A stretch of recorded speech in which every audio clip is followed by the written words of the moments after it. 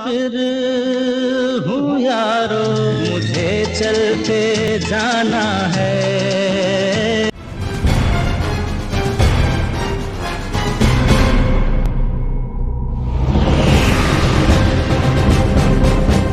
नमस्कार, मैं संतोष सिंह और इस वक्त मुसाफिर हूँ यारो कार्यक्रम के दौरान हम बिहार से बाहर निकले हैं और हम आए हुए हैं गाजीपुर बॉर्डर। जी हाँ, जिस गाजीपुर बॉर्डर को लेकर 26 जनवरी के बाद बहुत सारी चीज़ें बदलने की बात कही जा रही है।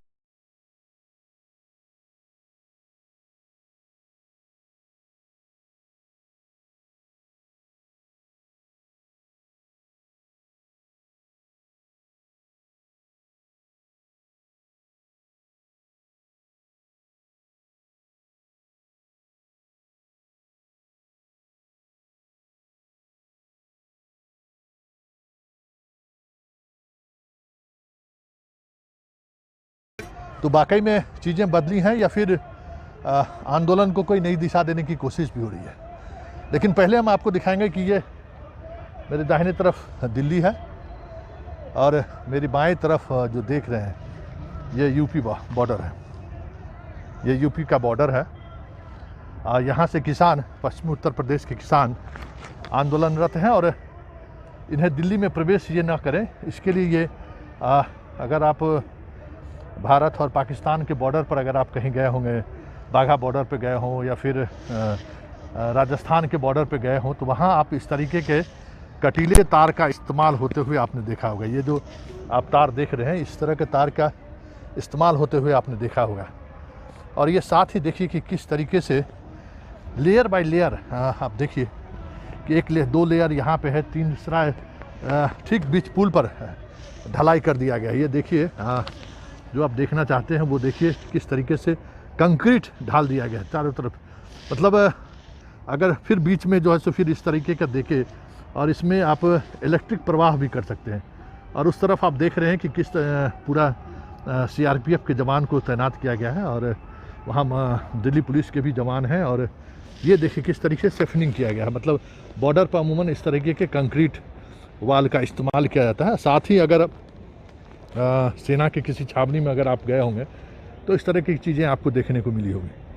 तो ये पूरी तौर पे ट्रैक्टर से जाने वाले किसान दिल्ली में प्रवेश न करें, इसकी लेके बहुत ही ज़बरदस्त व्यवस्थाएं की गई है।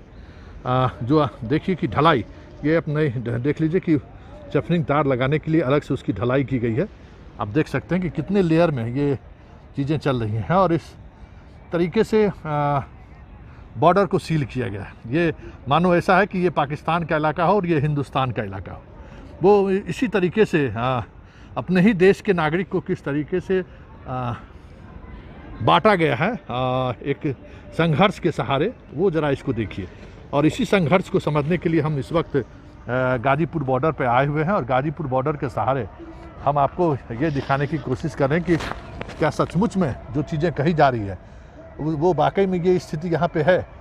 अब देख रहे हैं कि किस तरीके से पूरी तरफ हमारे दाहिनी तरफ पुलिस छावनी में तब्दील है और ठीक बाईं तरफ हम पुल के अगर हम बाईं तरफ की अगर हम बात करें तो वो कुछ दूरी पर किसानों का टेंट लगा हुआ है। ये आप अगर देखना चाहें तो हमारी दाहिनी तरफ आगे आप देखेंगे तो ये इस तरफ किसान है और इस तरफ दिल्ली का वो इलाका है जिस इलाके को छावनी में तब्दील कर दी गई। देखिए, हम इस कार्यक्रम के दौरान हम किसान से भी बात करेंगे कि आखिर किसान क्या चाहते हैं और मामला ये खाप पंचायत के सहारे बिगड़ा कैसे।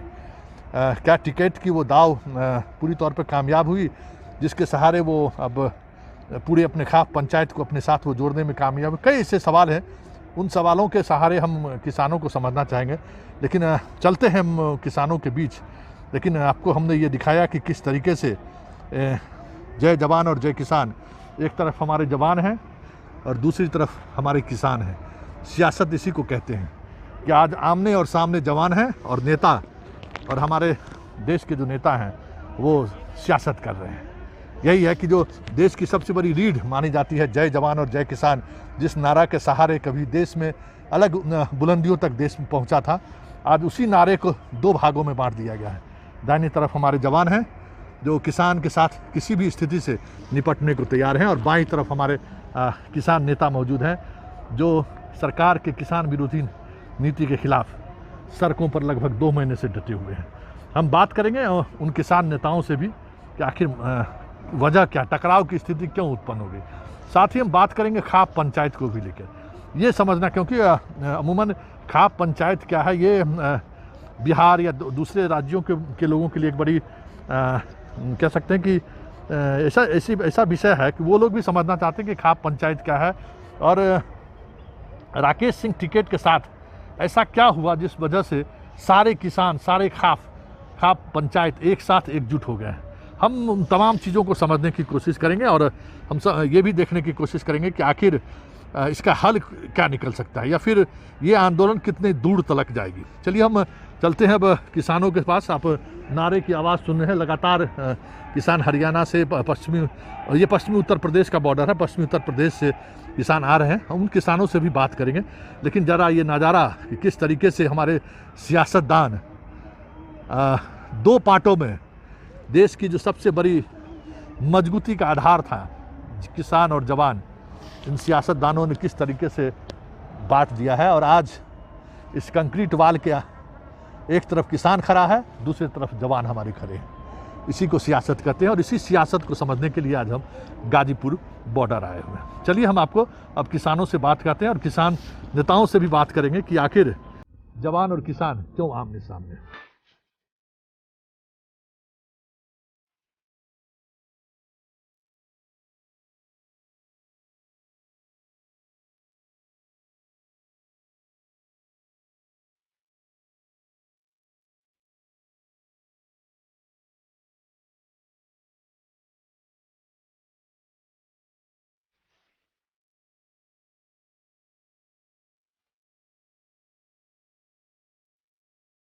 एक तरफ हम जो बार बार बात कर रहे थे कि बॉर्डर का नज़ारा, वो नज़ारा आप देख रहे थे कि भाई जैसे लग रहा था कि हम 2 देश की सीमा पर खड़े हैं। लेकिन सियासत इसी को कहते हैं कि सियासतदान, जब इस देश में एक वक्त ये नारा था जय जवान और जय किसान का, तो एक तरफ किसान खड़े हैं, दूसरी तरफ जवान खड़े हैं। दोनों आदेश के इंतज़ार में हैं कि हमें क्या करना है। और आज स्थिति ये बन गई है इस देश में कि किसान और जवान दोनों आमने सामने हैं, और दोनों के बीच लगातार अपने अपने दायरे में चीज़ें बदलती जा रही हैं। ये स्थिति क्यों बनी, इन सबसे इतर इस आंदोलन की एक ख़ास बात, जिन चीज़ों को हम चर्चा करना चाहते हैं, इस खास मेरा जो मुसाफिर हूँ यारो कार्यक्रम के तहत हम इन चीज़ों को समझना चाहते हैं कि जिसको लेकर चर्चाएँ हो रही है, खाप पंचायत कि राकेश टिकैत उस दिन ऐसी क्या बात बोली, उसके बाद लगा जैसे पूरे हरियाणा, पंजाब और पश्चिमी यूपी के लोग आक्रोशित हो गए, और ये कहने लगे कि हमारे पगड़ी का सवाल है। तो ये पगड़ी क्या है, ये खाप क्या है, इन सब चीज़ों पर हम बात करेंगे और समझने की कोशिश करेंगे। हालांकि खाप को लेकर जो एक ओपिनियन है, मतलब मीडिया में जो खबरें आती रही हैं, वो महिला विरोधी इंस्टीट्यूशन है, वो पुरातन चीज़ों को बनाए रखना चाहती हैं, वो साइंस विरोधी हैं, वो आधुनिक बदलाव को वो पसंद नहीं करते हैं। उनके घर लड़कियां जीन्स पहनती हैं तो उसको लेकर वो सड़कों पर उतरते हैं, खाप निर्णय लेता है। और जब कभी इस तरह की चीज़ें होती हैं, खास करके महिलाओं को लेकर कोई प्रोग्रेसिव बात होती है, तो वो आधुनिक समाज से इतर उनका ओपिनियन होता है। खाप का मतलब अभी तक यही चीज़ें सामने आई हैं। लेकिन किसान आंदोलन के दौरान ये खबरें आई कि तमाम खाप एक साथ आए हैं, और इस आंदोलन को एक नई दिशा राकेश टिकैत के उस कह सकते हैं कि जो एक आंसू गिरते हुए उन्होंने जो बातें कही, उसके बाद चीज़ें बदली हैं। तो हम खाप पंचायत को समझना चाहेंगे। हमारे साथ रोहतक से हैं, और वहाँ के प्रोग्रेसिव किसान भी हैं। किसान का मतलब भी इनसे समझेंगे कि आखिर 3 जो कानून है उससे हरियाणा, पंजाब और पश्चिमी उत्तर प्रदेश के किसानों को ही गुस्सा क्यों है। लेकिन शुरुआत हम खाप से करेंगे। ज़रा हम ये समझना चाहते हैं जी, ये खाप पंचायत है जी। खाप एक बहुत ही बड़ा शब्द है। खाप शब्द के अंदर सब कुछ समायोजित है। समाज का जो एक बहुत बड़ा वर्ग, या मैं कहूँ कि संपूर्ण समाज जिसके अंतर्गत कार्य करता है, वो है खाप। जैसे आज हम सरकार कहते हैं, सरकार देश की है, ऐसे ही खाप भी पूरे समाज की है, वर्ग की है। आप देखेंगे यहाँ अभी आपने जिक्र किया उत्तर भारत का, तो खाप तो पेशावर तक भी खाप का क्षेत्र है, बहुत लंबा क्षेत्र है खाप का। और खाप जैसे इंस्टीट्यूशन, मैं आपको एक उदाहरण से समझाना चाहूँ, जैसे आज सरकार है ऐसे ही एक खाप है। सरकार में विधायक चुनते हैं, सांसद चुनते हैं और वो लोगों की बात आगे जाके संसद में रखते हैं। ऐसे ही खाप जो है वो एक क्षेत्र का प्रतिनिधित्व करती है। जैसे हम इधर बोलते हैं बाल्याण खाप, बाल्याण 84 गाँव से कि बाल्याण वहाँ ज़्यादा हैं तो इसलिए उसको बाल्याण खाप बोल दिया गया। उन 84 गाँव में जो सभी जातियों के लोग रहते हैं उन सब का प्रतिनिधित्व उस बाल्याण 84 खाप के जो प्रधान हैं वो खाप करेगी। जहाँ जिस गोत्र की संख्या ज़्यादा होती है उसी के नाम पर वहाँ का खाप का नाम रख दिया जाता है। लेकिन हर जगह ऐसा नहीं है कि सिर्फ जाटों के लिए या औरों के लिए ही खापे है। खापे सर्व वर्ग के लिए है, सभी वर्गों के लिए है। कई जगह क्षेत्रों के नाम से भी हैं, जैसे यहाँ बावड़ 84 बोलते हैं खाप। बावड़ 84 वो बावड़ जगह के नाम पे, क्षेत्र के नाम पे, जिसमें जाटों के गांव सिर्फ 34 हैं, बाकी अहीरवाल क्षेत्र और गुर्जर क्षेत्र बहुत से लोग हैं। उस बावड़ 84 का प्रतिनिधित्व बावड़ 84 करती है। अब वो बावड़ 84 झाड़सा 360 के अंडर आती है, तो आप झाड़सा 360 को कह सकते हैं कि ये एक संसदीय क्षेत्र है और वो एक विधायक का क्षेत्र है। मतलब सिर्फ और सिर्फ वैसी ही एक प्रक्रिया है समाज को चलाने की जो हजारों साल से चलती आ रही है और ये बहुत ही साइंटिफिक है। किसी भी चीज़ के लिए कार्य करना हो, खाप ने बहुत ही अच्छे अच्छे कार्य किए हैं। खापों ने स्कूल खोले हैं, खापों ने बच्चों की शादियां की हैं, खापों ने गरीबों को खाना खिलाया है, अच्छी परंपराएं डाली हैं और बहुत ही साइंटिफिक रूप से, जो शायद आज की सरकारें भी नहीं कर पा रही हैं। हिंदुस्तान के संविधान के अंदर लिखा गया है कि भाई आप 18 साल से ऊपर हैं, आप शादी के लिए स्वतंत्र हैं, आप किसी से भी कर सकते हैं। लेकिन खाप इतनी ज़्यादा साइंटिफिक है कि खाप आज भी ये कहती है कि खून और दूध उसको छोड़ के आपको शादी करनी चाहिए, क्योंकि ये डीएनए के लिए ठीक रहता है। आप जो क्रॉस डीएनए होगा उससे ज़्यादा एक जो नई जनरेशन आएंगी वो स्वस्थ होंगी। आज तक सरकारें ये चीज़ें नहीं कर पाई हैं। खून बोलते हैं हम पिता का गोत्र और दूध बोलते हैं माता का गोत्र।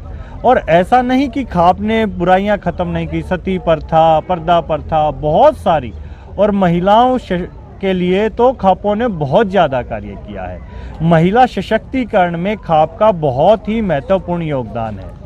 कहीं किसी घर में ऐसा होता था कि महिला की दशा कमज़ोर होती थी या उसे पुरुष समाज में कोई प्रताड़ित किया जाता था, तो तुरंत खाप या गांव का प्रधान इकट्ठा होके उनको तुरंत वहीं पे सजा का प्रावधान करते थे। लेकिन एक चीज़ हम रोकना चाहेंगे कि एक जो इमेज है खाप को लेकर, जो इमेज बना गया, मतलब वो चीज़ों को हम भी समझना चाहते हैं कि लड़कियों को लेकर उनका एक अलग ओपिनियन है। लड़कियों को मार देना, लड़कियों को लेकर जो अगर मान लीजिए कि एक जो वजह माना जाता है कि हरियाणा और पश्चिमी उत्तर प्रदेश के इलाके में जो लैंगिक असमानता है, उसके पीछे भी एक बड़ी वजह ये है कि आपका खाप लड़कियों के मामले में बहुत ही उनका मतलब अमानवीय चेहरा, ये एक इमेज है। इस तरह का की वजह से वहाँ लड़कियाँ पैदा होती है तो उनको मार दिया जाता है। ये एक इमेज मतलब आपके खाप से बाहर का ये इमेज है। क्या वाकई में ये स्थिति है या फिर चीज़ें समय के साथ बदली हैं? नहीं, ये बिल्कुल ही विपरीत स्थिति है, ऐसा कुछ भी नहीं है। ये 100% झूठ है। आप जहाँ देखेंगे, आप लैंगिक जो समानता देखेंगे, सबसे ज़्यादा दिक्कत दमन एंड दीव में है, चंडीगढ़ में, ठीक है, फिर पंजाब हरियाणा का नंबर आता है। जहाँ जहाँ एजुकेशन ज़्यादा आई है, एजुकेशन का मतलब ये नहीं कि वो लोग ज्ञानी हैं, एजुकेशन आज के दिन एकेडमिक क्वालिफिकेशन हो गई है, गलत चीज़ों का मिसयूज़ हो गया है, जिसे खाप कभी भी प्रायोजित नहीं करती। खाप कभी भी गलत चीज़ों को सपोर्ट नहीं करती। जो दिल्ली एनसीआर का क्षेत्र है, हरियाणा 3 तरफ से दिल्ली से घिरा हुआ है, तो यहाँ जो ये अबॉर्शन और एलोपैथी के जो नई टेक्नोलॉजीज़ आई हैं उन्हीं में है। जो गांव में है, गांव में आज भी खाप इस चीज़ का पुरजोर विरोध करती है। जो भ्रूण हत्या का है उसके लिए खाप लोगों को जागरूक कर रही है। जिस पैमाने पे सरकार जागरूक नहीं कर पा रही है, वहां जाकर खाप जागरूक करती है। आज सरकार जहां किसान और जवान को आमने सामने करने की कोशिश कर रही है, खाप दोनों को जोड़ने का काम करती है। एक किसान अन्नदाता है, वो पेट भरता है और उसी का बेटा और भाई देश की रक्षा सीमाओं पर करता है। कहीं ना कहीं सरकार आज भी गलत मंशा से दोनों को आमने सामने करने की तैयारी है, आपने खुद कहा अभी। लेकिन फिर भी खापे ये चाह रही हैं कि इन दोनों का प्यार प्रेम बना रहे और झगड़ा ना हो।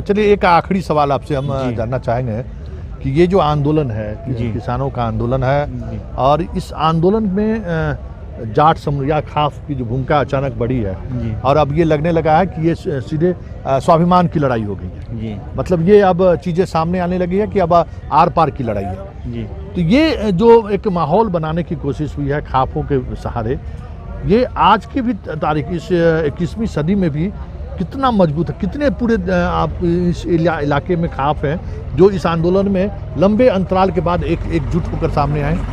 देखिए, खापे तो हजारों साल से कार्य कर रही हैं। हर्षवर्धन के समय भी खापों का जो हेड ऑफिस कहें, हम मुख्य कार्यालय कहें, वो मुजफ्फरनगर ही होता था।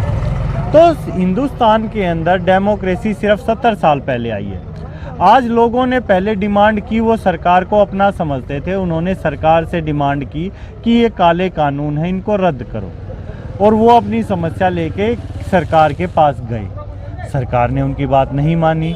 लोगों ने शांतिपूर्वक, रोषपूर्वक यहाँ पर अपना प्रदर्शन किया, अहिंसात्मक रहे, लेकिन सरकार को फिर भी दया नहीं आई। काफ़ी किसानों की शहादतें हुई, उसके बाद भी सरकार ने नहीं सुना। अब लोग जाएं तो किसान जाएं कहाँ? किसानों को दोबारा उसी परंपरा पे जाना पड़ा, खाप। और खापों ने इतने महान कार्य किए हों, ऐसे बुरे समय में खाप हमेशा आगे आई है। आज से हजारों साल पहले, आपको मैं ज़्यादा नहीं 120 साल पुरानी बात बताऊं, तो खापों ने इतने अच्छे कार्य किए हैं जो सरकार आज तक नहीं कर पाई। दिल्ली से सिर्फ 60 किलोमीटर दूर पे एक शहर है रोहतक। वहाँ पे Jat school, Jat college, Jat polytechnic आज भी हैं, लॉ कॉलेज है, जाट संस्था बहुत बड़ी है। और वो एक खाप ने 3 दिन का सेमिनार कहें उसे ऑर्गेनाइज किया था। दहिया खाप ने रोहना गांव में ऑर्गेनाइज की, और उस खाप ने 3 दिन बैठकर यह डिसीजन लिया था कि हम भविष्य में अपने बच्चों की एजुकेशन के लिए क्या कर सकते हैं। और उस खाप ने वो स्कूल खोला, और आज उस क्षेत्र में जाट संस्था भी है, वैश्य संस्था भी है, गौड़ संस्था भी है, सैनी संस्था भी है, हिंदू संस्था भी है। सभी समाजों की बहुत अच्छे एजुकेशनल इंस्टीट्यूट खुले, उस क्षेत्र का विकास हुआ। आज किसान इस देश का विकास कभी से कर रहा है, और किसान को ये लग रहा है कि ये जो सरकार के काले कानून है, ये देश को कहीं ना कहीं गर्त में लेके जा रहे हैं। किसान तो फिर भी अपना सामान बेच लेगा, भंडारण अधिनियम से किसान को क्या दिक्कत है, लेकिन किसान उसकी सोच रहा है जो इस देश की जनता ने खाना है। एक मध्यम वर्गीय परिवार, जब सामान इतना ज़्यादा महंगा हो जाएगा, भंडारण से ये कालाबाजारी आएगी, तो किसान उससे देश को बचा रहा है। आज पूरे देश की लड़ाई किसान लड़ रहा है, ये लड़ाई अकेले किसान की नहीं, ये लड़ाई पूरे देश की। ये आप मानते हैं कि ये जो लड़ाई है जी, वो किसानों का आंदोलन नहीं, पूरे देश की लड़ाई है, पूरे देश की लड़ाई है, और किसान उसको अगवा कर रहा है, किसान उसको आगे लीड कर रहा है। लेकिन ये अभी तक जो माहौल बना है या जो माहौल दिख रहा है, जी, जी। वो दिख रहा है कि सिर्फ किसान अपनी लड़ाई लड़ रहे हैं। जी, लेकिन किसान अन्न पैदा करने वाले जो लोग हैं, अन्न की सुरक्षा को लेकर ये लड़ाई लड़ रही है, ये इमेज अभी तक आंदोलन का सामने नहीं आया है। इसकी क्या वजह है कि मान लीजिए कि आप 3 कानून में एक एमएसपी एक इशूज है जी। उसको लेकर आप आवाज़ उठाते, लेकिन बाकी जो मुद्दे हैं वो मुद्दे कहीं न कहीं आने वाले समय में भंडारण की वजह से महंगाई लाएगी। हाँ, किसानों के हाथ में तो बहुत सारी चीज़ें आज भी कंट्रोल में है। जी एक आपका रिश्ता मजदूरों से रिश्ता है, जी गांव के बगल वाले व्यापारियों से भी आपका रिश्ता है, जी, जी। लेकिन जब एक तीसरा प्लेयर उसमें आएगा तो वो चीज़ें बदलेगी। जी लेकिन कहीं लग नहीं रहा है कि ये लड़ाई आप पूरे देश के आम लोगों के लिए लड़ाई लड़ रहे हैं। ये ऐसा क्यों हो रहा है इसमें? नहीं, ये सिर्फ मैं कहूँगा कि मीडिया जो है, जिसको हम चौथा स्तंभ कहते हैं, उसको सच्चाई दिखानी चाहिए और किसान सभी का नेतृत्व करते हुए देश की लड़ाई लड़ रहा है। ज़्यादा लंबा कानून है, ज़्यादा समय मैं नहीं लूँगा, लेकिन उसका छोटा सा एक उदाहरण दूँ। उसमें एक कानून है कि किसान को कोई समस्या होती है तो ज़्यादा से ज़्यादा एसडीएम के पास जा सकता है। आज 60 दिन से किसान यहाँ बैठा हुआ है, 70 के आसपास दिन हो गए हैं। किसान की सरकार नहीं सुन रही है इतने किसानों की, तो क्या आपको लगता है एक एसडीएम सरकार का अधिकारी एक किसान की सुनेगा? लेकिन उसमें तो उन्होंने कहा कि हम संशोधन करने के लिए तैयार हैं, हम वो जुडिशियल मजिस्ट्रेट को हम ये पावर देने को तैयार हैं। नहीं, वो जुडिशियल मजिस्ट्रेट को दे दी। आप ये भी देखिए ना, किसानों की आड़ में सरकार आज लोकतंत्र की हत्या कर रही है, संविधान की हत्या कर रही है, न्याय प्रक्रिया की हत्या कर रही है। ये तो न्यायिक व्यवस्था को अधिकार है, सुप्रीम कोर्ट को अधिकार है, माननीय हाई कोर्ट को अधिकार है, वो इस चीज़ को ले सकते हैं।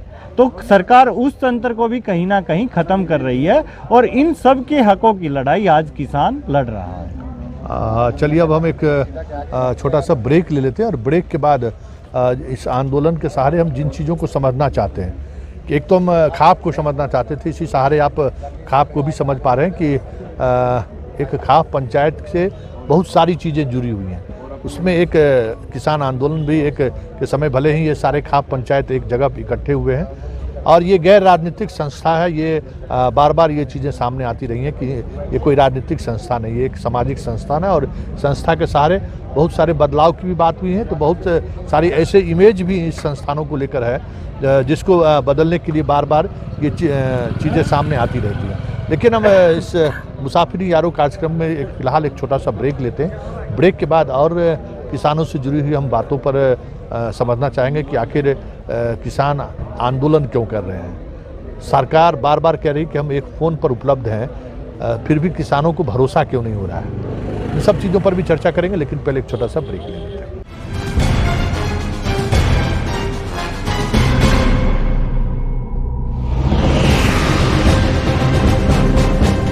ब्रेक के बाद एक बार फिर से स्वागत है और इस खाप पंचायत के सहारे बहुत सारी चीज़ों को समझने की ज़रूरत है। और आज राजनीति सियासत समझिए कि जो कभी देश का नारा हुआ करता था, जय जवान जय किसान, एक तरफ जवान खड़े हैं, दूसरी तरफ किसान खड़े हैं, यही सियासत है। और इन सियासत को समझने की ज़रूरत है कि जो लाल बहादुर शास्त्री जिसने ये नारा दिया, आज दोनों आमने सामने हैं और दोनों ये कह सकते हैं कि आदेश के इंतज़ार में हैं कि आदेश हो तो फिर दो हाथ करने को तैयार है।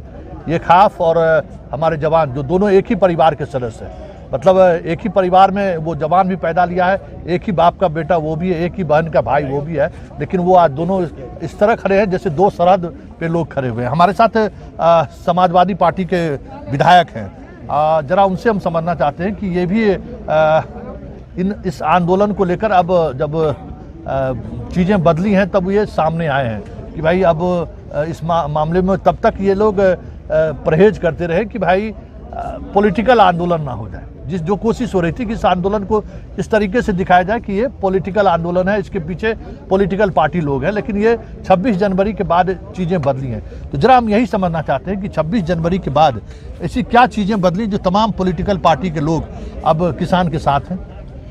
देखिए, पहले दिन से हम इस आंदोलन के साथ हैं। हमारे किसान भाई और किसान संगठन इस आंदोलन को कर रहे थे, हम उनके साथ थे। विधान परिषद में मैंने भी इनके खिलाफ बहुत मजबूती से पक्ष उठाया।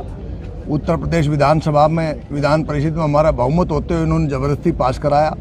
भारतीय जनता पार्टी सरकार, हम लगातार, हमारी पार्टी भी इसका विरोध करती आ रही है। हमने चाहे भारत बंद का मामला हो, चाहे किसान यात्राएं निकाली हों, चाहे किसान के लिए जगाने का काम किया हो। मैं खुद करीबन 150 सभाएं कर चुका हूं लोगों को बताने के लिए कानून क्या है। और जब 5 जून को ये आया तो 10 जून को मेरा लेख भी आ गया था, मैं डॉक्टरेट हूँ मास कम्युनिकेशन में, कि ये किस तरह किसान के लिए ख़तरनाक है। मेरे तभी 100-200 किसान नेताओं से बात भी हुई थी। ये बात समझ लीजिए कि सब पार्टियाँ ये जानती हैं कि ये किसान विरोधी है, क्योंकि किसान इसका आंदोलन की अगुवाई कर रहा था, तो हम किसान अब भी किसान अगुवाई कर रहे हैं, तो उनके हम पीछे खड़े हैं। लेकिन राजनीतिक पार्टियां, देश में लोकतांत्रिक व्यवस्था है, राजनीतिक पार्टी आंख मूंद कर नहीं दे सकती। देश के बहुत बड़े तकबे के साथ अन्याय राजनीतिक पार्टियां ना देख सकती, ना सहन कर सकती। चूँकि हमारी पार्टी ही किसानों की पार्टी है, तो हमने तो लड़ना ही है। हमारी पार्टी कोई पूंजीपतियों की भाजपा की तरह पार्टी थोड़ी नहीं। लेकिन आज देखिए सियासत इस तरीके से चीज़ें बदली हैं कि एक घर का बेटा जवान उस तरफ खड़ा है और किसान इस तरफ खड़ा है। मैं आपको जानकारी के लिए बता दूं, आप अंग्रेज़ों का रिकॉर्ड देख लीजिए या पुराना इतिहास देख लीजिए। ज़्यादातर जो लोग यहाँ किसान हैं, अंग्रेज़ों ने इसका नाम दिया था एग्रीकल्चर ट्राइब। ये जनजाति है, और जनजाति आमतौर पर कबीलों में रहती है, जिसको आप खाप पंचायत कहते हैं। वो एक बाप के, एक दादा के, एक परिवार के कबीले हैं। जैसे मलिक हैं, अपने ये क्या नाम बेनीवाल हैं, ये साथ में हुड्डा बैठे, जैसे मैं लाठर हूँ, इनके परिवार हैं। जैसे हमारे 12 गांव का कबीला है, किसी का 100 गांव का है, किसी का 200 गांव का है, किसी का 400 गांव का है। एक ट्राइबल नेचर है। हम एक दूसरे के विरोधी हो सकते हैं, लेकिन जब हमारे भाई को कोई दूसरा पीटने की कोशिश करेगा, दूसरा चढ़ने की कोशिश करेगा, हमारी नेचर ये है, हम इकट्ठे हो जाएंगे। इसलिए मैं कहता हूँ सरकार को, एक भी ट्राली को अकेला ना समझे, एक भी किसान को अकेला ना समझे। आप किसी एक ट्राली को पीटोगे तो 1000 1 लाख ट्राली इकट्ठे, ट्रैक्टर ट्राली इकट्ठे होते देर नहीं लगेगी। हमारी नेचर है। इतिहास उठाकर देख लिए, राजा टोडरमल ने ऐसी कोशिश की थी, राजा टोडरमल के बाद मानसिंह ने कोशिश की थी, फिरोज शाह तुगलक ने कोशिश की थी, अंग्रेजों ने कोशिश की थी। इस तरह से कानून बनाने की पगड़ी संभाल जट्टा वाला आंदोलन आपके सामने है, जो भगत सिंह जी के चाचा ने किया था। और उसके बाद मैं आपको जानकारी के लिए बता दूँ, साइमन कमीशन ने जो रिपोर्ट भेजी हाउस ऑफ कॉमन्स में, उसमें लिखा है ये एग्रीकल्चर ट्राइब है।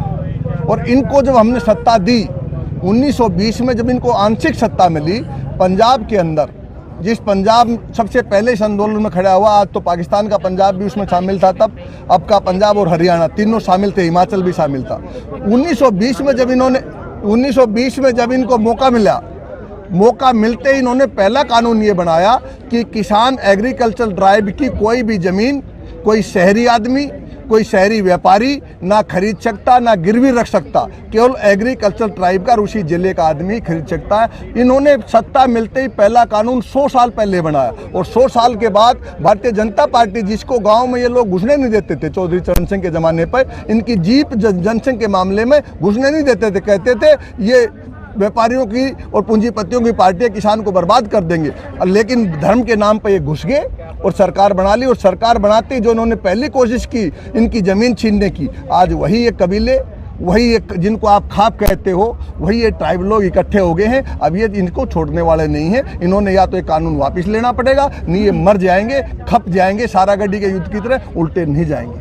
मतलब ये लड़ाई लंबी खींचेगी, जब तक जितनी लंबी खींच सके उससे ज़्यादा खींचेगी, लेकिन ये लोग मानने वाले नहीं हैं। मैंने बताया, देश का पहला कानून, पहली बार इनको जब सत्ता मिली 1920 में, अंग्रेजों ने आंशिक सत्ता दी, तो पहला कानून अपनी ज़मीन को बचाने के लिए किया था। लेकिन इतिहास उठाकर देख लीजिए, ये वो लोग हैं जो अपने भाई को, चाचा को, पट्टीदार को, पड़ोसी को खेत की मेंढ के लिए, एक मेंढ की 1 इंच के लिए लड़ मरते हैं। 80% मुकदमे इनके वही चल रहे हैं। अपनी खेती को ये नहीं छोड़ने देना चाहते, और वो जो 80% अपने भाई से लड़ सकते हैं, तो अपने दुश्मन से क्यों नहीं लड़ेंगे? ये इस बात को ध्यान रखें। इसलिए खाप करके इनको बदनाम करने की जो कोशिश है, ये हमारा परिवार है। खाप का मतलब परिवार, एक दादा की, एक बाप की औलादों के इकट्ठा। जैसे मलिक हैं, एक ही खून है वो, जैसे हुड्डा है, एक ही खून है, जैसे इनका है, तेवतिया है, सबका मलिक। ये एक मौका मिला है तमाम बाप दादे के जो पूर्वज अलग मैं आपको बता दूं, आपकी जानकारी के लिए बता दूं। हाँ। जैसे यहाँ खाप हैं, वैसे ही हमारे ब्रिज में पाल बोली जाती हैं, ऐसे ही पंजाब में मिसल बोली जाती थी, ऐसे ही कबीले मिसल बोली जाती थी। और महाराजा रणजीत सिंह जी ने, मैं इतिहास बताना चाहता हूँ, महाराजा रणजीत सिंह जी ने मिसल इकट्ठी की, उनकी सेना बनाई, और पूरे के पूरे वो राज करेगा, खालसा करेगा, उन्होंने राज पा लिया था। इसलिए इनका इतिहास ढूंढ लें, पढ़ लें, कम से कम अंग्रेजों का गजेटियर पढ़ लें और पुराना इतिहास देख लें, फिर इनसे लड़ने की कोशिश करें। ये एग्रीकल्चर ट्राइब है, इनसे धोखा मत खाई सरकार। अच्छा, क्या मतलब क्या चाहते हैं आप, मतलब क्या होना चाहिए? मतलब जस्टिस, बीच का कोई रास्ता है? जस्टिस, न्याय। भाई हमारी जमीन है, हम इनके मालिक हैं, आज से नहीं करीबन हजारों साल से मालिक हैं। आज तक दिल्ली के आसपास जो भी लोग आए, जिन्होंने भी इनको छेड़ा, वो दिल्ली नहीं टिक पाया। चुनौती है, इतिहास है, हिस्ट्री है, चुनौती का इतिहास है, हिस्ट्री है। ये रुकते नहीं, किसी को नहीं छोड़े। मतलब आप इतिहास का याद दिला रहे हैं? इतिहास दोहराया जाता ना, ये तो डेमोक्रेसी है ना, डेमोक्रेटिक तरीके से हम आंदोलन कर रहे हैं। हम भी डेमोक्रेटिक है ना, हो गए ना अब तो हम भी डेमोक्रेटिक हो गए। लेकिन एक बात बता दूं मैं आपको, हमारे चौधरी चरण सिंह जी के साथ एक कवि थे, उन्होंने एक बड़ी गजब की बात कही थी, और ये लोग उन बातों को मानते हैं। उसने कहा था, बर्बादी में आबादी है, यही हमेशा सुना गया। पृथ्वी सिंह बेधड़क थे, जानने वाले जान जाएंगे, सुनोगे। पृथ्वी सिंह बेधड़क थे, उसने कहा था, बर्बादी में आबादी है, यही हमेशा सुना गया। जो दाने मिट्टी में मिलते गलते हैं वही फलते हैं, जो दाने कल्लर में पड़ते लोग उसे पैरों तले मसलते हैं, और जिस लकड़ी पर हमेशा बढ़ई के कुलाड़े चलते हैं, एक दिन उसी लकड़ी से शाहों की ताकत निकलती है। मतलब जो चीजें चल रही हैं ये बर्बाद हो जाएंगे, खत्म हो जाएंगे, लेकिन अपनी बात से उल्टे नहीं हटेंगे, ये ध्यान रखें। मतलब इतिहास मतलब दोहराएगा, इतिहास दोहराएगा। और ये इससे कम से कम हिस्ट्री जान लें, नेचर जान लें, सोच जान लें, गजेटियर्स पढ़ लें। अब तो उन्होंने गजेटियर्स बंद कर दिया, 1970 से गजेटियर नहीं लिखे जाते। जो भी कोई शासक आता था या डीएम आता था, एसएसपी आता था, गजट में लिख देता था इनकी ये नेचर है, इसमें ये आदमी खराब है, खराब नहीं, ये आदमी इस तरह का है, इनकी नेचर ये है। और जब ये एक हमारे यहाँ कहावत है, ले लो रे, जब ले लो रे कह दे, सोच लो एकजुट होगा, पीछे पड़ के छोड़ेंगे नहीं। मतलब अब आज की भाषा में उसको डोसियर कहते हैं। जो भी है डोसियर जो भी कहते हो, लेकिन मैं आपको एक बात बता दूं, ये लोग बलिदानी हैं। और जहां तक फौज की बात कह रहे हो, ये आज तिरंगे की बात कह रहे हैं, आज सब तिरंगा लगाए हैं। जो आदमी जिसके बेटों की लाश तिरंगे में लिपट कर रोज आती हूँ, आप अगर आसपास के दिल्ली के चारों तरफ के गांव में चले जाओगे, शायद कोई गांव का ऐसा चौराहा दिखेगा जिसमें किसी शहीद की मूर्ति ना लगी हो। उनको तिरंगे का मूल सिखा रहे हैं, वो भी वो गुजरात के लोग। शर्म आती है हमें। और जो झंडे फहराते हो, जो झंडे फहराते जो विदेशों में खेल के नाम पर जिसका बजट कल कम कर दिया, खेल के नाम पर जिसका बजट कम कर दिया, खेल के नाम पर इस देश का तिरंगा लहराकर जो सम्मान करते, उसको तिरंगे की बात कर रहे हैं लोग। ये लेकिन 26 जनवरी को जो घटना घटी, आंदोलन में इस तरह की घटनाएं घटती रहती है। ऐसा नहीं, मैं दूसरी बात कर, साजिश। ये लोग षड्यंत्रकारी हैं, ये लोग साजिश करने वाले हैं, ये शांतिपूर्ण आंदोलन को बदनाम करना चाहते हैं। लेकिन ये आंदोलन खत्म नहीं होगा। इन्होंने कहा ये तहरीक चलाई है, दब जाएगी लेकिन फिर उभर जाएगी जैसे ही मौका मिलेगा। जैसे आपने देखा होगा 25-26 को इनकी मीडिया के प्रचार से दब गई थी, 28 को फिर उभर गई, फिर नीचे जाएगी, फिर ऊपर आएगी, फिर नीचे जाएगी, फिर ऊपर जाएगी, फिर इनके सर के ऊपर से उतर जाएगी। अच्छा, एक आखिरी सवाल आपसे, जो ये चीज़ें चल रही हैं, जो जिस तरीके से दिखाई गई, आप मीडिया के भी एक बड़े वर्ग पर आप लोगों ने सवाल खड़ा किया कि चीज़ों को हम तो आभारी हैं। मैं आपको एक बात बता दूं, हम तो खास तौर पर उस मीडिया के आभारी हैं जिसको आप सवाल की बात करते हैं। अगर वो हमारे मजाक नहीं उड़ाते, हम पर कमेंट नहीं करते, हमें ऐसी हालात, जो मीडिया रामदेव के सलवार पहन के भागने पे दूसरी बात करती है और हमारे बारे में अपमान किया, अगर वो अपमान नहीं करते तो शायद हम एकजुट नहीं होते। हम तो उस मीडिया के खासतौर पर आभारी हैं जिसने हमारे खिलाफ लिखा। हम कहते हैं लिखते रहो। हमारे नेता चौधरी चरण सिंह कहते थे, हर भाषण में कहते थे, जिस दिन मीडिया मेरे पक्ष में लिखने लग जाए सोच लेना मैं बिक गया हूँ। हम तो पहले से जानते हैं ये हमारे खिलाफ लिखते रहे, इनकी मेहरबानी, लेकिन लिखते रहें, खिलाफ लिखते रहें ताकि हमारे लोग और एकजुट होते रहे, इनकी बात समझते रहे। मतलब ये लड़ाई चरण सिंह के जमाने से ये लड़ाई है, मतलब मीडिया आपके खिलाफ है हमेशा। अंदर ये नारा लिखा है, सामने जो नारा लिखा है, अंदर फोटो लगा है, इसी मंच के अंदर फोटो लगा है। चौधरी चरण सिंह जी भाषण दे रहे हैं जिस पर लिखा है टाटा बिरला की जागीर नहीं। अंदर झांक के देखना, टाटा बिरला, इन्होंने नाम चेंज कर दिया थोड़ा सा सुनील सिंह जी ने, टाटा बिरला की जागीर नहीं, ये हिंदुस्तान हमारा है। अब नाम बदल गया अंबानी अडानी। 50 साल बाद भी वही लड़ाई, 100 साल पहले मैंने 1920 की बताई, तब भी वो लड़ाई। और उसके पीछे चौधरी साहब के मंच के पीछे अगर आप देखोगे लिखा है कमाने वाला खाएगा मुनाफाखोर जाएगा। और आज जो आवश्यक वस्तु अधिनियम है ये आंदोलन किसान से ज्यादा उपभोक्ता का है। जो गरीब है वो मारा जाएगा। आप सोच नहीं रहे, ये आंदोलन शुरू होता है, आप ये समझो पहले पंजाब से शुरू हुआ, फिर हरियाणा में आ गया, अब पश्चिम उत्तर प्रदेश चला गया, अब पूर्वी उत्तर प्रदेश जाएगा, आसपास जाएगा, रुकेगा नहीं। जिस नारे की बात कर रहे हैं, हमारे बिहार में भी ये नारा खूब चला और अंत में था कि नया जमाना आएगा। ये नया जमाना कब आएगा? ये नया जमाना देखो आवश्यकता आविष्कार की जननी है, आवश्यकता आविष्कार की जननी है। जब आंदोलन हुआ, आज आंदोलन हुआ तो कम से कम किसान हितों के मुद्दे लोग जान तो गए। भाई हमारा कम से कम विरोध करते हैं, जो मीडिया भी या जो लोग हमारा विरोध करते हैं, तो एक पक्ष ये भी तो होता है किसान के मुद्दे क्या है, किसान की जरूरत क्या है, किसान के लिए फर्क क्या है। एक आदमी ये कहता है कि इसको ये दे दिया, दूसरा ये कहता है ये क्यों नहीं दिया। हमारे कम से कम हमारे अधिकारों का पता चल गया। लेकिन आज जिस तरह से हमारी लागत बढ़ी है, जिस तरह से आमदनी नहीं बढ़ी, जिस तरह से उसको भी लूटना चाहते हैं। देखिए मैं आपको एक बात बता दूं, आप बिहार की बात करते हैं, बिहार में 2005 में मंडी खत्म हुई थी, आज हालात देख लीजिए। आज हमारे यहाँ पंजाब के अंदर 1939 में पहली बार किसानों को सरकार मिली। मैं आपकी जानकारी के लिए, आपके ज्ञानवर्धन के लिए बता दूं, 1936 में जब सरकार बनी किसानों की, और किसानों की सरकार ने 1938-39 में मंडी का कानून बनाया। पहले ऐसी हालात होती थी, मंडी के ऐसे उसके नीचे भाव होते थे और उन चादर के नीचे उन्होंने मंडी बनाई, और जिसकी बदौलत ये है आज पंजाब में हर 7 किलोमीटर पर मंडी है, हरियाणा में 15 किलोमीटर पर मंडी है। और यहाँ पर जब चौधरी चरण सिंह जी मुख्यमंत्री बने 1967 में, उत्तर प्रदेश में जब मंडियाँ बनी और तब इनको भाव मिलने लगे। इतना फर्क इसलिए है कि वो 1939 में उनको फायदा शुरू हो गया था और इनको 1967 में। हरियाणा, यूपी और पंजाब में इसलिए इतना फर्क है। और मैं आपको बता दूं, और अगर ये मंडियाँ खत्म होगी तो कोई भाव खरीदने वाला नहीं पाएगा। ये कहते कहीं भी बेच लो, अरे कहीं का नाम तो बता दो, उसका थाने का नाम है, कहीं तहसील का नाम है, जेल का नाम है, वो कहीं है कहाँ? हम बेच तो अगर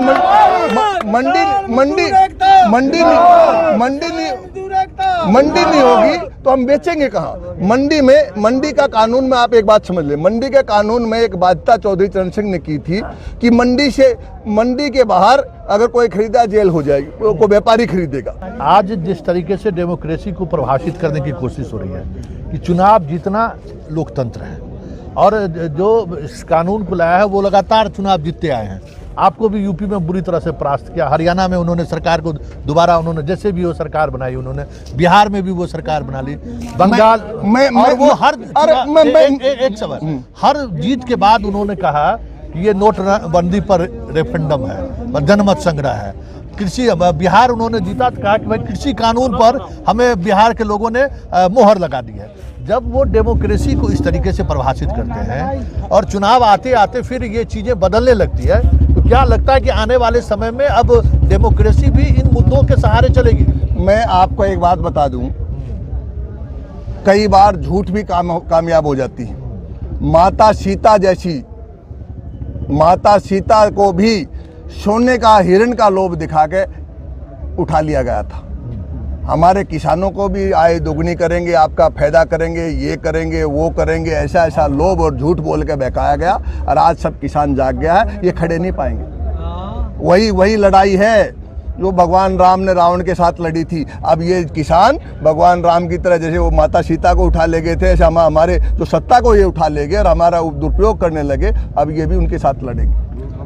मतलब अब आर पार की लड़ाई है, आर पार की लड़ाई है। लोकतंत्र यही तो है, डेमोक्रेसी यही तो है कि भाई जन उठ गया है। ये भी तो कहते बिल माफ कर दे किसानों का। हाँ, वो बहुत झूठ बोली। अब मतलब दुर्भाग्य देखिए, मतलब ये नैरेटिव, मतलब आप हैरान होंगे। एक मिनट आप हैरान होंगे, नैरेटिव ये कैसे सिद्ध करते हैं। मैं आपको हैरानी बताऊंगा।